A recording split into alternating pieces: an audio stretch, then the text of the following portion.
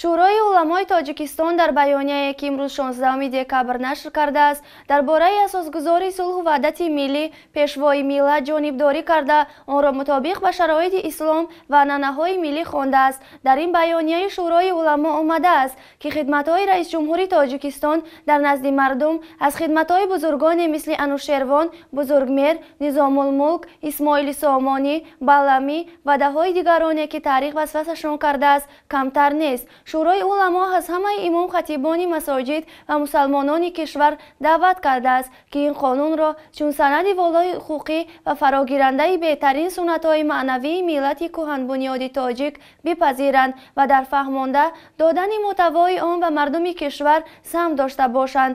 ин шӯро дар ҳоле ки ба фармондеҳии қонун ба мардуми кишвар даъват мекунад ки вакилон иддао карда буданд, он ба талабу дархости худи мардум қабул шудааст.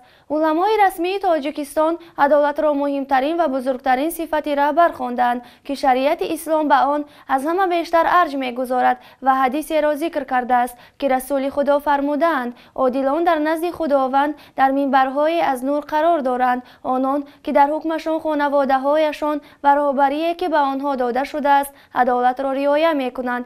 инчунин шӯрои уламо хидматҳои Эмомалӣ Раҳмонро дар густариши дин ва ҳимоят аз ислом беназир хонданд. агар аз рӯи адолат иқрор шавем, хизматҳои Эмомалӣ Раҳмон дар таҳкими давлатдории миллӣ, эҳёи фарҳангии миллӣ ва дифоъ аз исломи пок аз онҳое ки ном бурда шуд заррае кам нест, омадааст дар баёния. ин эътирофи уламо дар ҳолест ки ҳаррӯз хабаре аз гӯшаҳои кишвар оиди тахриб ё бастани масоҷиду мадорис ва ҳабси уламои суннативу дигарандешон мерасад.